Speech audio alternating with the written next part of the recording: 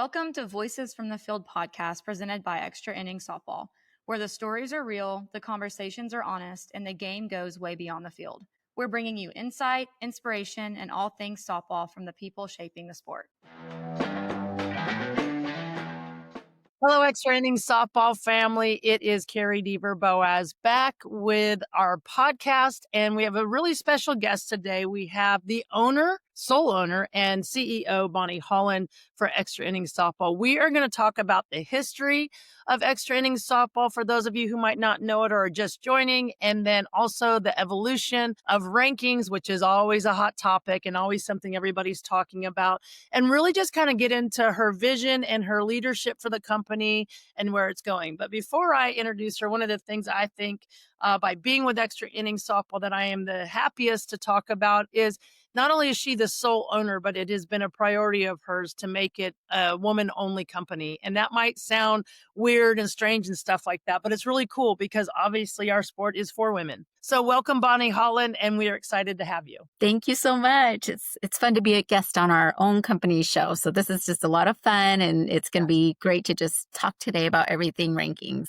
Well, and just so you all know, we've done a little bit of talking about this, but this really isn't orchestrated in how it's going to go. So it's a lot of organic conversation and let it go. Obviously, I'm coming from being a college coach, a travel coach, a parent of a young player, all those good stuff. So I've got some questions because I have not always been a part of everything going on at Extra Innings Softball, and there's a lot of reasons why I finally said yes. So I'd love to share that as we go. But before we start, what I would love to talk or ask you, Bonnie, is how did Extra Innings Softball from the very beginning even get its start? Extra Innings Softball started in 2018. The previous co-owner used to work at Flow Sports, and his time there came to an end, and he was offered to start up his own company through a parent that he met that decided to be a co-founder of the company with him, but was a silent partner to the company. And so he really took the front stage on that, was the face of the company at that time. I was in the background having known him and very closely, and was just there from day one to see the company get started and get launched. So that's how I was introduced to Extra Innings Softball. That's great. So when it first started, what was the mission or the platform behind why it was started? So rankings was really becoming popular around that time. And the goal and the intention was to highlight players, to help coaches be able to pick talent in a lineup, and to be able to help them really just have a spotlight, that feel-good moment where they're highlighted. And it was always meant to have good intentions to really bring, honor to these kids and just to get them recognized. That's awesome. That's awesome. And then talk about the mission of today, Extra Innings Softball, and why that change was made. That's a loaded question. So here we are. We're towards the end of 2025. It's been several years since then. I think as the popularity of rankings became more so throughout the 2018-19 era, and then we went into COVID with it, it grew in popularity so fast that there was more coaches wanting their kids ranked more than ever, more parents. As that popularity grew, the desire to highlight more kids also grew, again, from a good intention. However, what we started to see over time was these ties started to happen. So to keep everyone happy, to people please, ties started to happen. And I saw it gradually happen where 2 kids are tied and then 3 kids are tied. Oh, and now our subscriptions are going up because they're behind a paywall. And then 4 kids are tied and 5. And it got to be where there's 5, 6, 7 kids tied in one position across the country. Within a few years, I was brought on and I started our customer service department and ran the back administrative side of the company. And when people would complain to me about the rankings, not understanding why their kid was placed where they were or how rankings were done or what's the methodology, I didn't have answers for them. And so I would ask leadership, like, how is this being done? What do I say to these parents? And I was basically told that's just the way it is. Well, I have a very mind that likes to, answers, and I want to be able to understand. And as I became more familiar with the quality of families, softball families, they invest in their kids. They spend a lot of time, money, they sit in the heat, they travel, they make all these sacrifices. The softball community, these families are so invested in their children and their future. These are not parents that don't care for their kids. they really care for their kids. And because of that, we have to take this more seriously, especially when I'm getting emails saying, my daughter's mental health is impacted because last year she was ranked this and now she's fallen to this. Well, that started the whole conversation behind why are we ranking kids at seventh grade level? And so we started getting complaints on the kids being ranked too young and the impact it would have on them in the years that come because young ladies are hard on themselves. We're always hard on ourselves as women anyway, but it's much harder, I believe, for a young girl that's in seventh grade that hasn't even hit puberty yet to deal with those emotions if she's gone from a ranking of 8 to the next year she's 12. Well, she might not have the ability to understand, oh, but now there's 1,000 kids that are ranking instead of maybe 50 kids, right? As that popularity grew.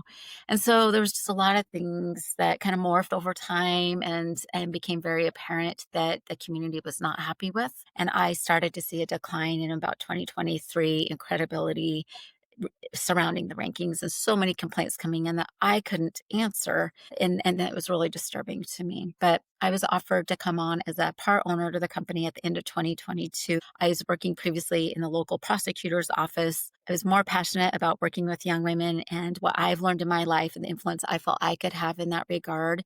Not only that, but as a part owner of the company, I could weigh in on my belief system. I could now have a say on how those rankings would go. And so really me coming on board when that was offered to me was for me to be able to accept a new role in the company to be able to weigh in on it in a new regard. Unfortunately, when that happened and that transition took over, I was really told to stay in my lane. This isn't your area. And I was not listened to when I voiced those concerns. So one thing led to a next, led to a next. And here we are today. I took over sole ownership in January of 2024. So I'm very excited where we're at now and how far we've come in the last year and a half. And so, I mean, there's so much more to the story, as you know, but it really has evolved over time. Well, before we jump into the evolution of rankings and how it's transformed over the past year and a half, 2 years, what I'd really love to know is once you actually took on sole ownership for whatever reason, doesn't matter, but did you have any ideas or what you thought you wanted to accomplish to fix maybe some of the things that weren't going well within rankings? You were working customer service, so you had a lot of intel from the community to be able to kind of hear their complaints. And you're not going to please everybody, but what were your thought process? Did you say, here's my roadmap, this is what I'm going to do, and I know exactly how to fix it moving forward? Yeah. So actually, I had none because the transition happened so quickly. I had a 3 weeks notice. I was really given an ultimatum. If you don't leave the company, because at that point we were both seeing so everything so separately from each other. We did not see eye to eye, and our paths were our methodology and our approach on how to handle rankings, amongst other personal matters, was so different that I was given an ultimatum: you take the company, or and I'll walk, or you leave and I'll keep the company. And I was like, well, I'll take it.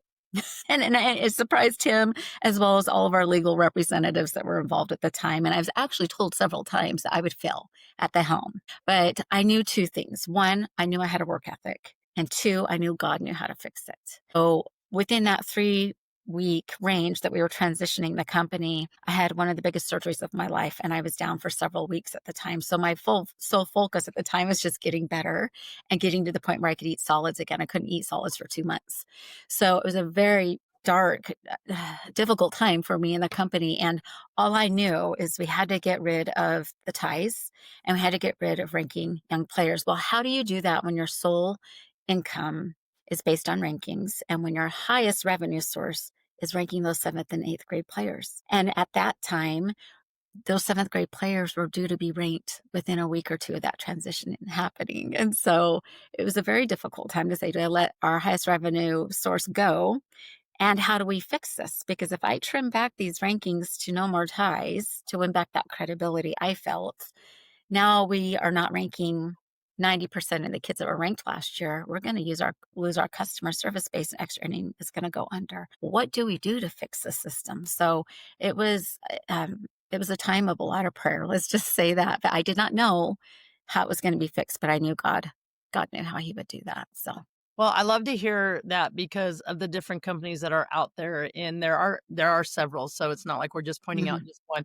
I Sure. think ties are a huge thing, but I also like how, the decision was made by you to break it into position. It's Mhm. pitchers, it's catchers, it's infielders, it's outfielders, and I think what's really cool about that, being a coach that I can't say I coached in the Power 4, it was Power 8 or something back then when I was doing it, but it's really hard as a coach to compare a pitcher to a shortstop. And everyone goes, oh, everyone knows the pitcher is the most important. Well, yeah, in a lot of ways, because the game starts there, but it doesn't when you start talking about ranking young Right. players because, you know, you have to have all of those different things. So being a number one shortstop to the number one pitcher, it's really different. So you're kind of comparing apples and oranges. And then the other thing that I liked about it in looking into extra inning before I started was extra inning softball has the player or whoever nominates the player choose the position they're in. The position just isn't given to them what they're going to. So I think that's a really cool way of doing it. But I'd love to talk in the evolution. I would love to talk about how you have brought in the software, what that meant, why you did it, how extra innings really values or puts almost kind of like a formula, like the RPI, to the level of tournaments that you're playing nationally, regionally, all that good stuff. And those things can be all put into a software and spit out to where it's a computer doing a ranking. Right. That's Yeah. not good enough. Then it takes the human element of our ranking committee to kind of really comb through it and go through it and talk about what that is and why you went about doing it that way. Okay. Yeah. So just to go back a little bit in time, and I think this will help set stage to answer that question, is prior to that leadership change in the company, I at least learned enough to know how the rankings were being done. And what I learned was there was no methodology except for one approach. And that approach was sending out last year's kids to a hand uh, picked group of coaches, and they would weigh in on where they think the kids should be ranked. Well, it didn't make sense to me that a coach in California thinks that he knows who the top 100 kids are going to be, or a coach in Florida. I mean, yes, they might know who some of the top talent is, but there's always going to be that element of bias that we have either as a parent or as a coach in that regard. And so I felt we needed to simplify it a little bit more and have the people that really know the kids in those areas weigh in, which is why now we have our regional boards that we have, right? Where people in those regions are going to see those kids play more than anybody else. And so during that time before we transition, I actually brought up the fact we need to do a regional ranking. So I felt like God gave me that idea, and it's been one that I felt has been served the company very well as our softball community. So with that being said, I understood that we needed to really talk to the coaches and get a feel of what their perspective was on it. And so as we transition, and I was trying to figure out what do we do other than watching the movie Moneyball. And at the time I was single, so I can say this. And I watched it not just because Brad Pitt's a hot guy, right? But I was looking for inspiration. I mean, I'm praying my heart out. I didn't know a lot of the people in softball that he knew. I know business. I've worked in corporate America for years, but that was new to me. But what I did know is that I'm a woman that's a multi-sport athlete myself. I once stayed with my cross country team.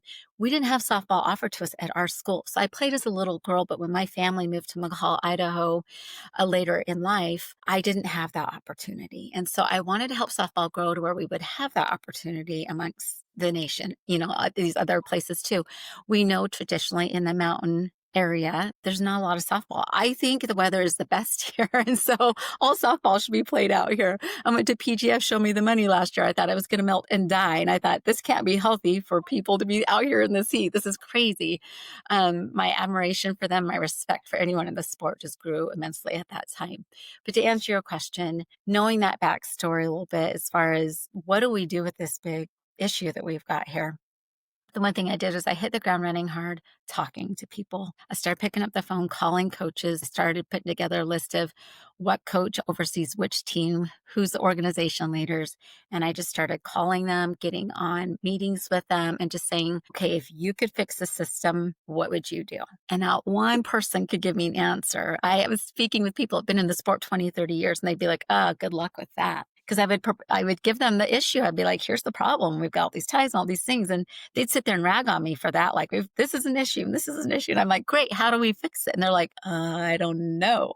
And so I thought, if these people that have been in the sport forever don't know, how on earth am I going to know? And so again, I leaned really heavily on God for that. And it was the night before our rankings committee was going to start ranking kids. We were just closing a nomination period. And I sat at this desk I'm at right now with my hands in my head, praying in the 12th hour. It literally was midnight. And I just thought, I need a place to put these kids because of all these ties. What do we do? And the thought came to me that said, well, then find a place to put these kids. So who says that the top ranked kids need to be 1 through 100? Why can't you take it 1 to 300? Being a top 300 player nationally is still an amazing honor, and it gives more credibility, and we can still do it the right way. Previously, the kids were glopped in together. So you could have a catcher from Oregon tied with a pitcher from Florida. And it just didn't make sense to people. And so I knew I wanted to be able to give them an answer to their question when they said, hey, how do you do this? But I knew that if we ranked the kids within position, it's going to open us up to a lot more criticism if we really don't know what we're doing. If we're not ranking kids, people are going to be able to see very clearly, hey, there is no way this kid is better than this kid. And better meaning stats. Do they play up? What's their strength of schedule? All these different components that go into it. And so when that nomination period closed and the nomination committee that I had helping at that time looked at these nominations, they said, there is no way we can make a fair determination on these based on these nomination forms. It's so broad. Nobody is giving us the right information that we need. And I was like, say what? What are we going to do?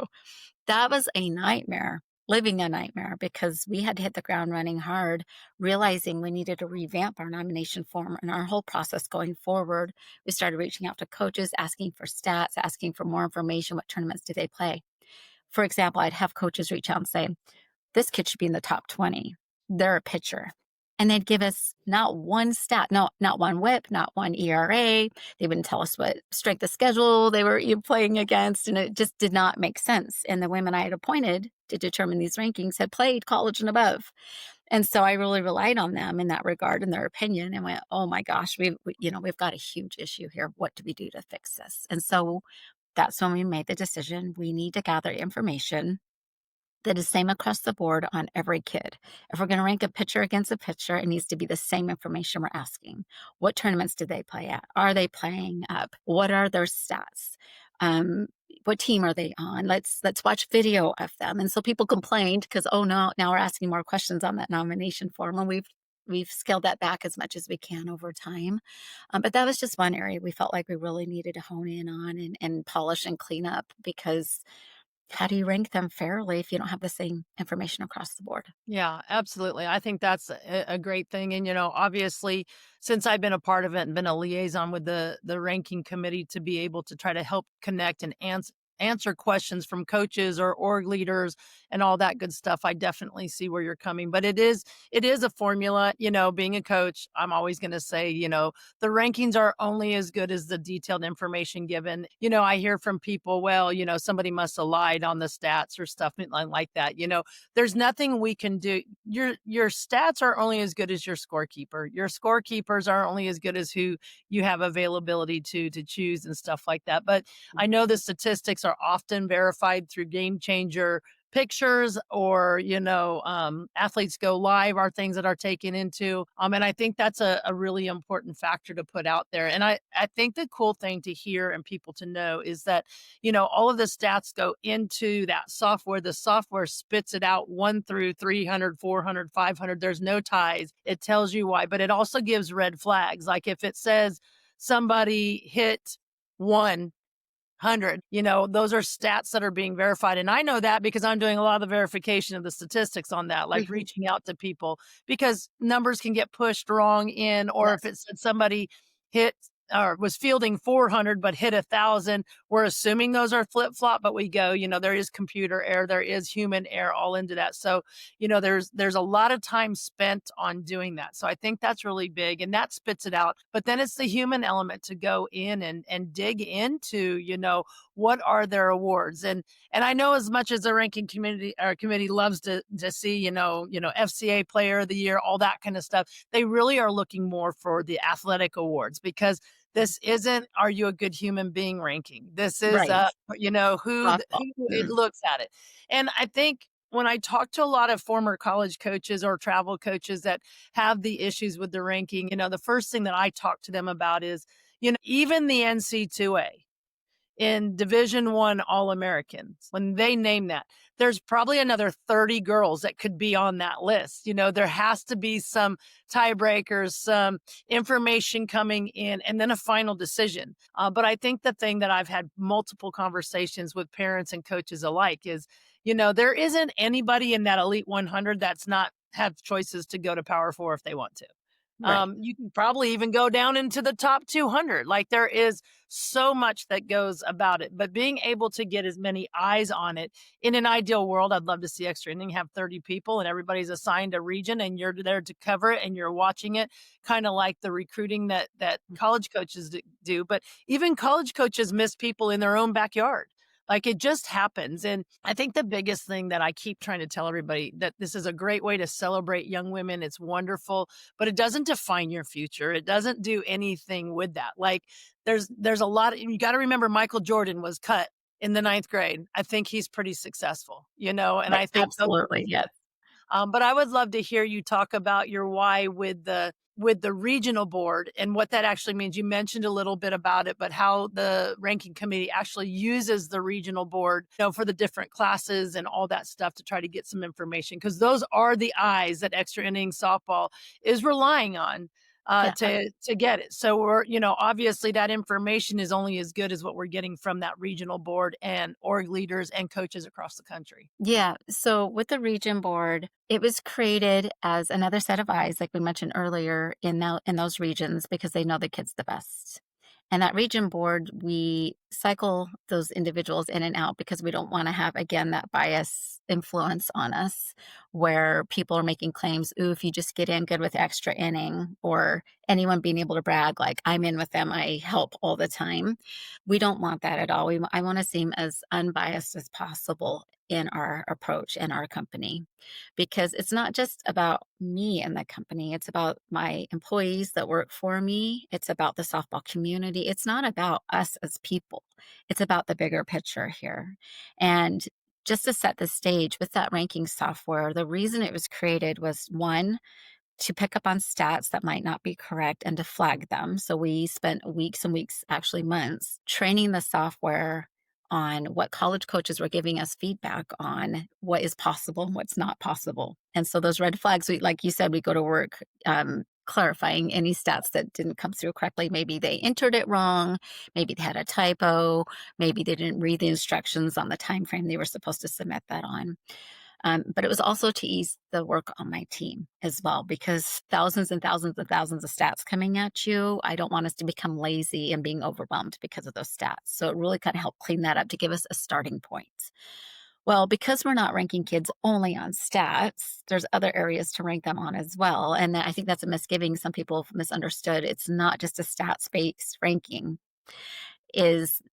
We're looking at that strength of schedule. We're looking at their athletic awards. We're looking at them in that role that they're being nominated under. Well, to have that extra pair of eyes out there, we have broken down these regions. We have 6 regions throughout the United States, and we have developed relationships within those regions, and we're constantly doing research.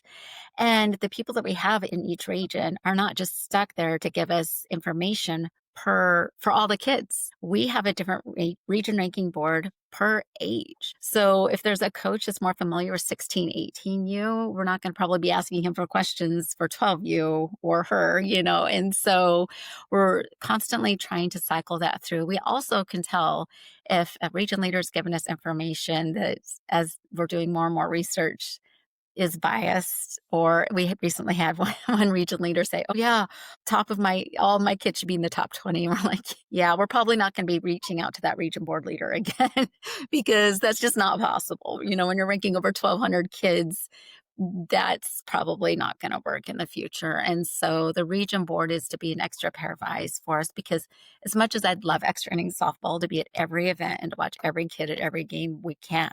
I mean, we need to triple the size of our team right now.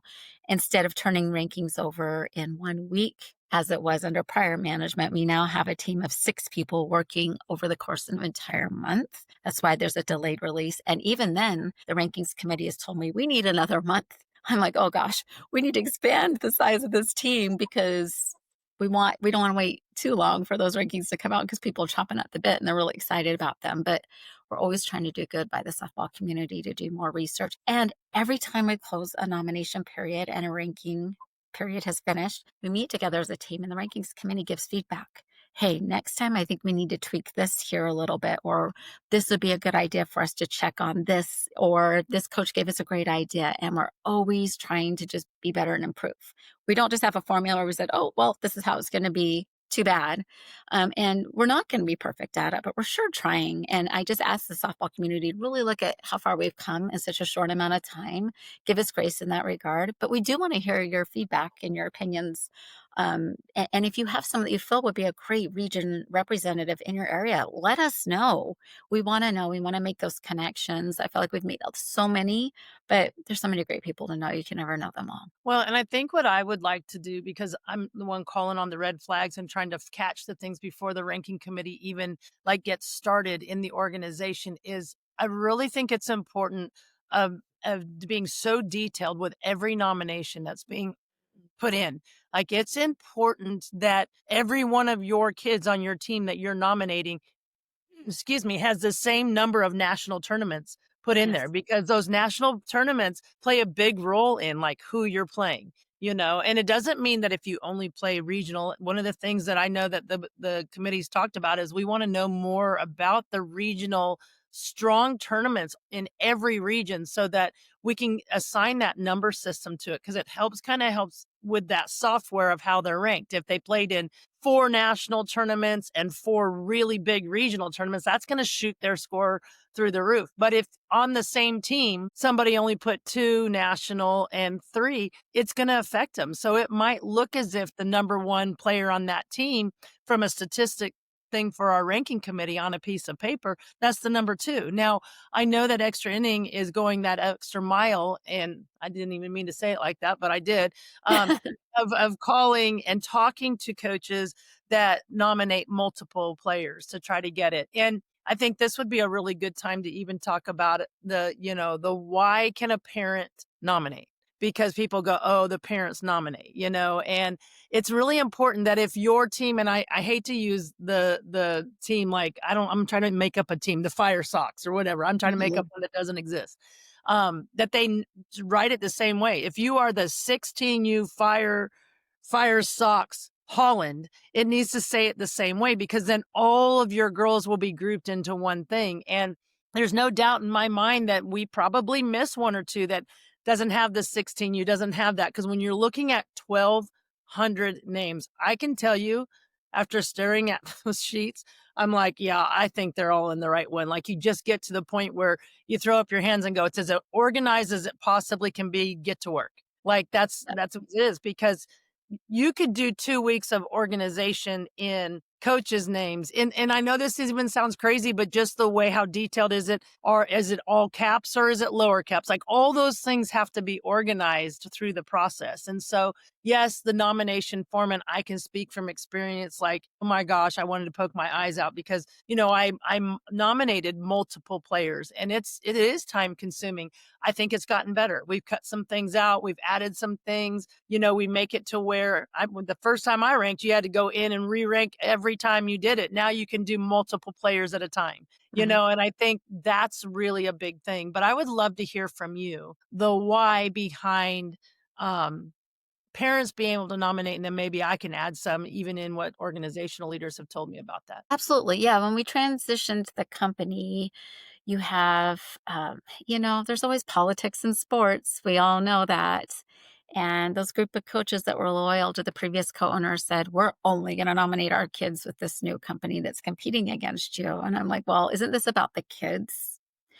Because The one thing I knew is that the parents and so many of these kids, they knew the name Extra Innings Softball versus the name of a company they'd never heard before. And because that name was already established and had had good standing previously, so okay, let's capitalize on the name, even though it's hard to turn a cruise ship around sometimes, right? It takes a little bit of time to do that. So we would have parents reaching out to us saying, my kid wasn't ranked. And we would do the research and say, well, your kid wasn't nominated to be considered. And they'd be very upset. Well, why not? Because the coach didn't nominate them. And so we'd talk with a coach either before the nomination period or after the period or whatever that situation was. And they'd be like, well, it's because I'm going to stick with my buddy here that ranks the kids over here. What I was really hearing was, I'm going to stick with the person that I know is going to rank my kids where I want them to rank if I pick up the phone and call them. And so I started telling the coaches and the org leaders, and I upset several of them, is like, listen, if parents reach out to me and they complain that their kid wasn't ranked and you didn't nominate them, I'm going to turn that back over to you and let them know you didn't nominate them, so we didn't get them ranked. And that's only going to fall on you. So you can work with us or you can work with against us. But at the end of the day, this is about the kids. This is about them. And it's about the parents and what they're wanting for their child. And if they want their child evaluated and ranked by Extra Innings Softball, you better listen to your clients. You better listen to these kids, because this is what it's all about, is them. Now, reluctantly, so many of them were just grit and bear it, and they were so upset, and they dug in their heels and said, we're not going to do that. But several of them said, fine, we'll just go ahead and we'll do the, necessary evil and do that. But as time went on and we continued to improve that process and we continued to research and we continued to verify data, the community started saying, wow, Extra Innings Softball really is going the distance. They're doing things that nobody's ever done before. They're validating information, and that credibility really started to grow and grow and grow to where we're at today. And so coming full circle on that question is, we really need to play fair across the board with all the kiddos. And what better way to do that than having that same amount of information for all of them? And as far as the rankings committee, nobody knows who they are. But they are women that have coached and played at college and above, that have actually played the game and know it, which can't be said of all people that rank kids. And so at the end of the day, I had a decision I had to make. Am I going to leave a kid out of being considered because the coach is being loyal and the politics are getting involved in the sport? Or are we at least going to try to have some faith that the parents are going to be honest and submit information to us that's honest? I personally believe parents know their kids better than a coach knows them. And a coach can know a great kid really great, but you know your child. You know all their accomplishments. You know what tournaments you've been to, because you're the one paying and going to them, right? And you're invested in your child's future. And so at that time, I said, parents are allowed to now nominate their kids, because I'm not going to have coaches bottlenecking the process and having the kids in these families hurt by it because of politics. That's not allowed. But what I will say is, a lot of coaches that have had a problem with that, a lot of those same coaches that have a problem with that also have their own child playing on their own team. So we can't be hypocrites here, right? I met with 45 coaches over the last 5 weeks as we were preparing to rank the class of 2028. That's a lot of people to meet with. And so many of them said, oh, well, my co-coach nominated my child because I didn't want to be seen as biased. And I understand this is a sport where parents are working with their kids, and it's amazing that they're willing to go coach these teams if there's a need. We already understand there's a lot of parents coaching the teams, but just submit the information across the board with the same team name. Don't have a different nominator. Just get us the information, because we have to group it together somehow. And if we see a coach that submitted 12 kids on the team, make sure the team name is accurate for all of it. Make sure you're entering the same tournaments for all the kids. We're not going to just assume that they all played the, maybe most of your team played all of those, but maybe some players were injured or they had other plans and they couldn't make it. So don't just assume that we know that because you've nominated one kid thoroughly that we're going to think all your kids were evaluated thoroughly as well. And, or I'm sorry, that they have the same standing behind them with tournaments and strength of schedule. And so, but the one thing I did tell the coaches in these meetings was, listen, if you have all these kids that have been nominated on your team, and maybe some parents nominated their kids, we're making best efforts to reach out to the coaches and saying, hey, where would you rank the kids within your own team? Where would you rank the kids in the region? And we'd ask for that feedback because we're trying to get it from every angle that we can. What's their insight? What's the parents' insight? What's the org leaders' insight? What's the region board's insight? How many companies are going that many layers deep? On top of the rankings committee knowledge of the sport, on top of the software system. And so I've tried to put several checks and balances into place, and so has the rankings committee. And they really keep me on my toes, giving me new ideas on what we can do to create those checks and balances. But it's working so far, and it's come a long way. And like I said, we're not perfect, but we're sure trying to be, and we're Yeah. trying to make those improvements. So as time goes on, and coaches are working with us more and more, I'd be fine with just the coaches. And there have been some organizations reach out and say, even if the parents nominate, we want you to consult with us because we want to give our input. That's fine. We want that input, but we're certainly not going to hold back and not rank a player just because the coach is loyal to a person at a different company. That to me is just so bogus that I said we're taking that off the table, and we're not going to do that. Well, and I think now would be a good time, as much as people say that about the parents, I've actually talked to several of the top organizations in the country that have now said, look,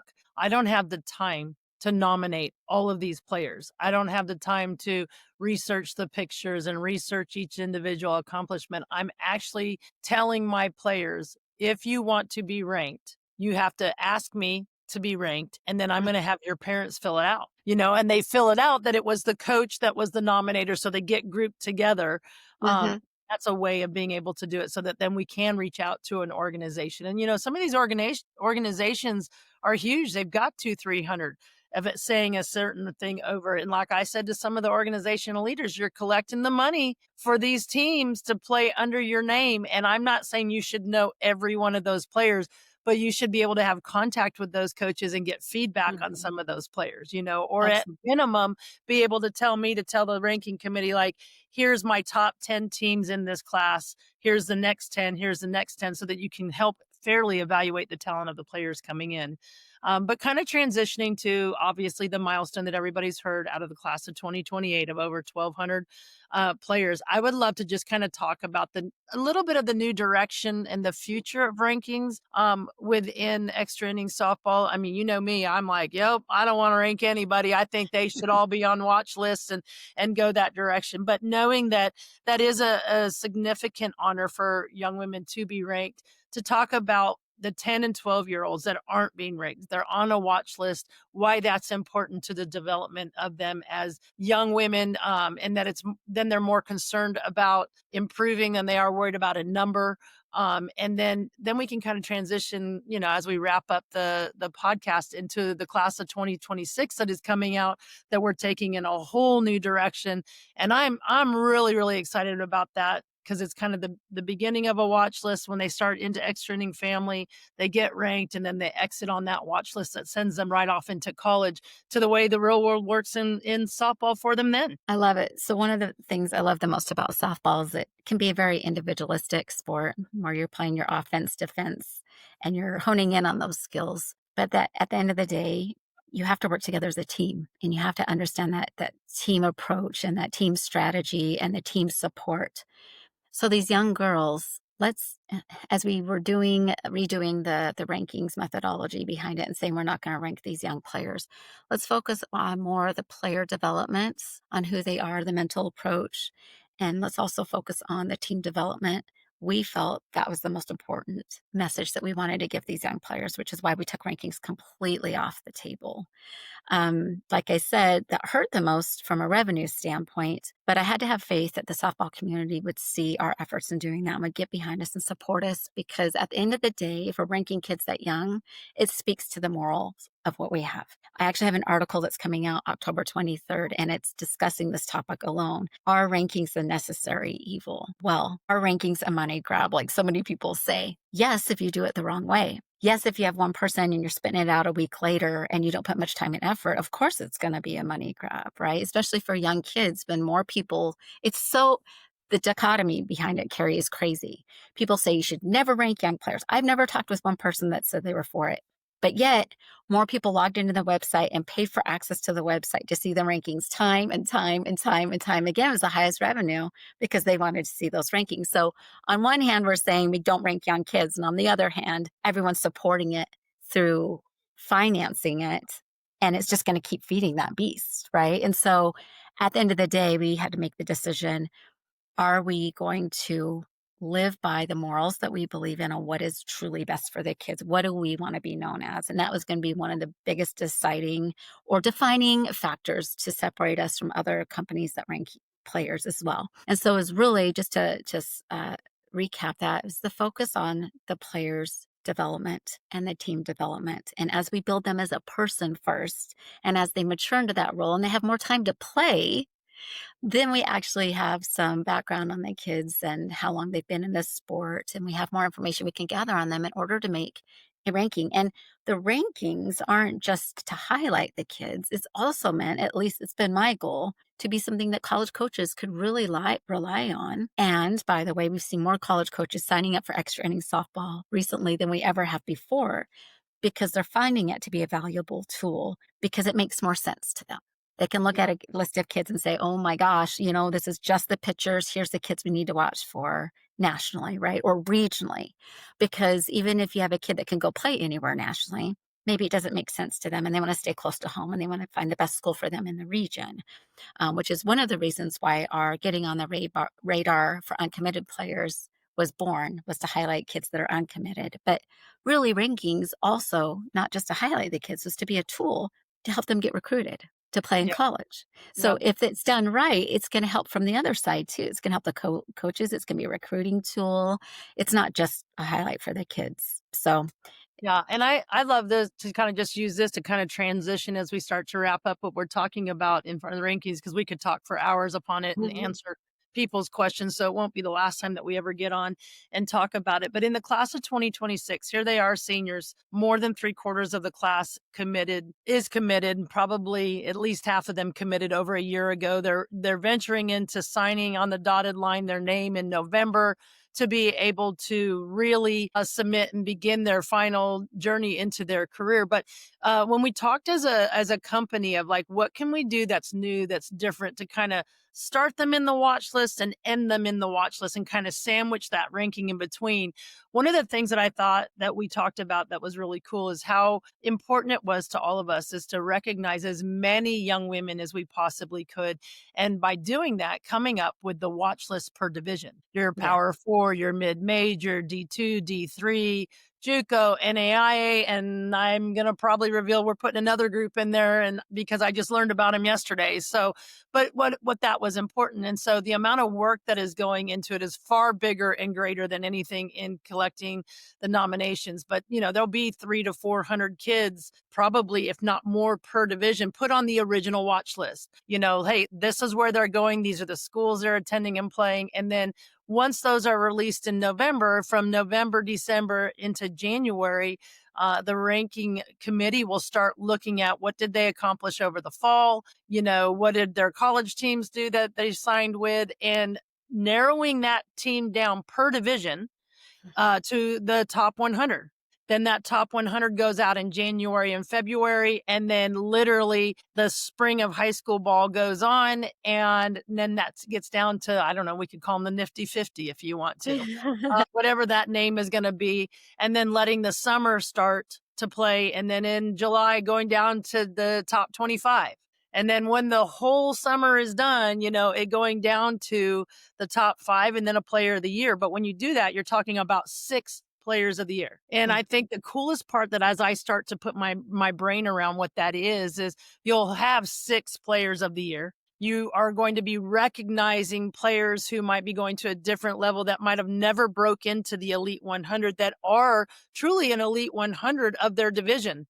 But a college brain of mine goes on and goes, I can't wait to see the history of this, to go back and be able to look and say, who are these kids ended up in the portal and went from D2 to D1 or mid-major to Power 4 through the course of their career. And everyone can poo-poo on the portal and all those good stuff, but that is also another thing that we can start tracking for people to know. So I think that class of 2026 is going to be something that there'll be some negativity of it. People will say, oh, how did that happen? Or what did it do? Or it's just a phone call here or there. But I think the neat part is it's going to be able to recognize so many other divisions. Obviously, Power 4 and mid-major get a lot of recognition, but your D2 and your D3 and your JUCO and your NAIA, those are some great softball programs and some great young women playing in it. And I'm really excited for that level to start getting some of the attention that it deserves. And so I would love just to hear how you kind of grasped onto that and said, let's go to this rodeo and take it on. Well, as we discussed it as a team, our goal has always been to meet the kids where they're at. Where are they at on their journey?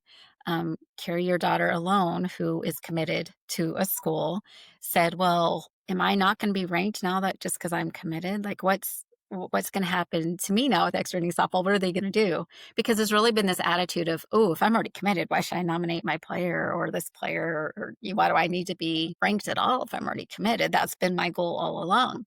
Well, yeah, it's great to have, your kids committed, but there's a lot of players that haven't committed yet for various reasons, right? Or they need to be just seen a little bit more, or coaches are still trying to figure out who's up for grabs still. So we're doing something special for our uncommitted kids where we're ranking them amongst each other to make it very apparent and easier to find them. But then for our committed kids, that division watch list, because it's something fun and it's for them, right? It's with them where they're at on their journey. And so that's really what we've been trying to do at Extra Innings Softball is whether you're a 10 or 12U kid, what's best for you at this age? What is best for your development? If you're a committed kid and you're getting ready to graduate and you're uncommitted, what can we do to help you with where you're at in your journey? And so we're really trying to be strategic and mindful of not only what's best for the kids at this age, but what time of year is best to evaluate them. Is it in the middle of Colorado and Sparkler in the first week of July to be gathering nominations? Probably not. Is it maybe after the summer, craziness has died down a little bit and coaches can breathe and come up for air and they have a summer of statistics that we can draw on, or the fall. And so we really took about 5 months over the summer to redo our whole cadence on regarding where we're going to rank kids and when we're going to rank them and what we're going to do for each class in that regard. So we're always open to those ideas, but that was kind of the thinking behind it as we're looking at the class of 26 is what can we do special for them that is still fun for them, whether they're committed or not. Yeah. And I think I'm going to kind of give my final thoughts, and this goes bigger than rankings, but it's why I wanted to do this podcast with you is, rankings are fun. Rankings are what pays the bills at Extra Innings Softball. But realistically, the only reason that I even came on with Extra Innings Softball is I wanted to kind of continue with my thought process as I want to leave the sport better than I found it. And I wanted to be a part of something that wasn't ranking. And so I'm constantly pushing back at you and throwing things at you. Some have stuck on the wall and some have flopped and some haven't been, but it's that one-stop shop for softball. It's the parent hub, it's the wisdom Wednesday, it's the recruiting tips, it's the faith Friday, it's the madness Monday to talk about the poll questions that are out there where people can weigh in and then we banter it back and forth. It's getting people like Glenn Moore from Baylor on our faith Friday, or like the softball players from Notre Dame coming and giving their testimony and doing that and reaching in and getting the Lee Dobbins of the world that's giving us his wisdom and connecting us. It's the podcast that we did with Notre Dame, and so that people get to know the inside of that school. And we're going to have Arkansas on, and we're going to talk about the hot topics.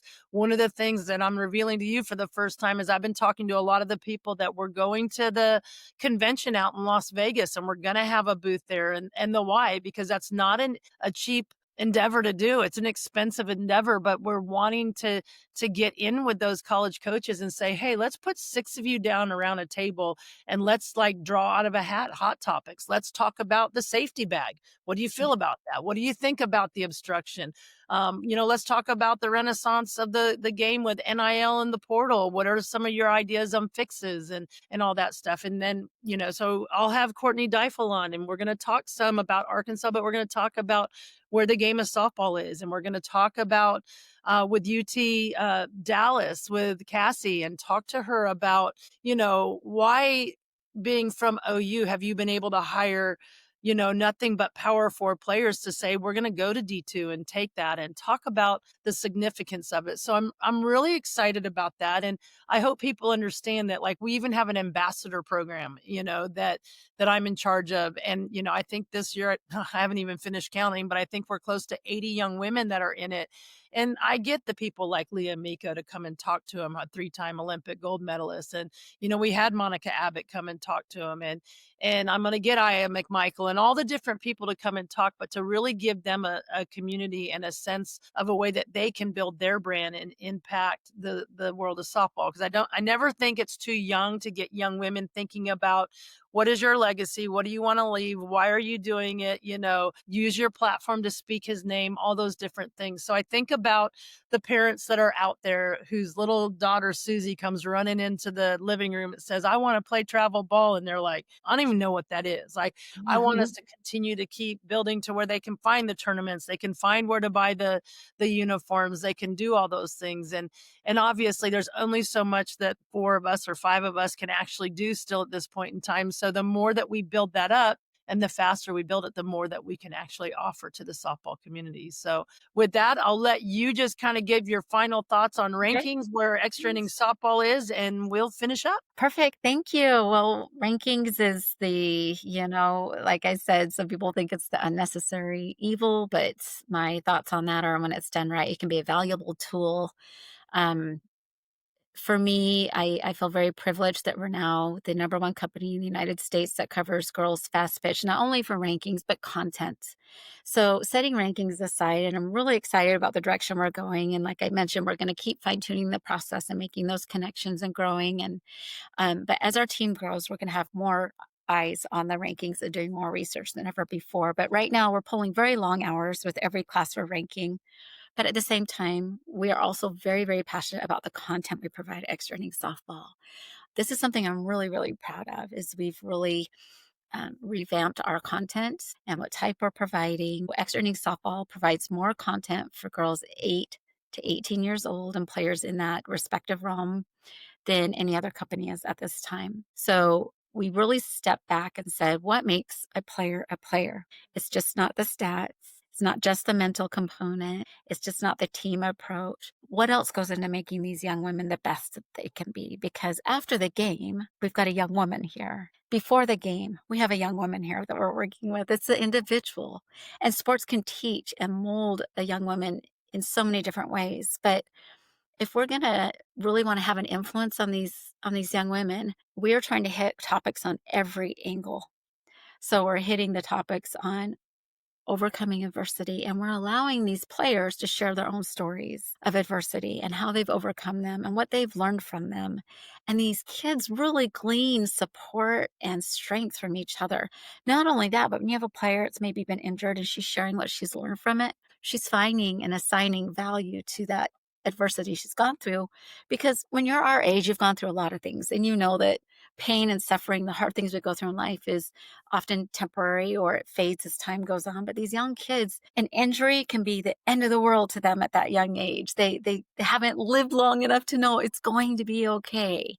And so when they can find value in giving their opinion and their advice to their peers, they feel so much better, and they feel like, hey, this trial that I went through, maybe it was so I could help somebody else. And those are the type of young women we're trying to build, is women that have character and women that can find value regardless where they're at in their journey, whether they're recovering from an injury, whether they're going through some very difficult things at home personally, whether their bodies are changing and they're trying to understand, how do all these changes in my body and these hormones, what does this mean when I'm trying to perform on the field and in the heat? And so as a team, we're trying to tackle these topics from every standpoint. But we also want to be here to support the parents, which is why we created the Parent Hub, where parents are writing in, or through interviews, they're telling us topics that they're passionate about. They're showing their perspective. And some of those parents are coaches, but they're really weighing in as well because they need that support. So many parents that we talked with hundreds of parents over the summer as we met with them and their players. And we said, what's important to you? And they said player development, and we need guidance on recruiting and rankings and just we need that one-stop shop. And so it's been an honor for us to be able to sit back as a team and say, what are the topics that are really passionate that the kids want? And we know what they want and we know what the parents want because we're talking with them. We're Yeah. talking with them, and we've been very passionate about that. We have a whole position in extra inning softball dedicated just to those communications through our community engagement specialist, Jaden Mount. She's amazing. And so if there's topics out there the community wants to hear from, or they want us to dive into, or they want us to research, we're definitely an open book in that regard. But like you said, we're going to the convention in December. We're really just excited to be there to network and build those relationships, answer questions, and to be able to be an educator in that space as well. Absolutely. And I would just encourage everybody and the listeners to this podcast or in any share the podcast, because there's a lot of people that doesn't know it's out there. Go back and listen to past ones. We've had Mike Kendrea, Sue Inquist, Monica Abbott, Leah Miko. I mean, the list goes on and on and on. And we're going to continue to do it. Or if there's someone you want to hear, comment down below and we'll take it out and we'll see if we can't make that happen. And I would really encourage you to subscribe, whether it's here or on YouTube, so that you can watch it. All the episodes go up there as well, because the more people we get to follow us means the more people that want to sponsor and do different things. And the more money coming in makes it more possible to actually get extra inning softball staff out to every national tournament that's going on to be able to lay eyes on themselves. So I would certainly encourage you to subscribe and to like and to forward and to comment. And make sure you go vote on the polls on our page so that you can weigh in. So when Jaden and Lena are talking about Madness Monday, they can kind of weigh in on what the community of softball is doing. Thank you for your time, Bonnie. Thank you so much. Thank you so much for tuning in to this week's episode of Voices from the Field, presented by Extra Inning Softball.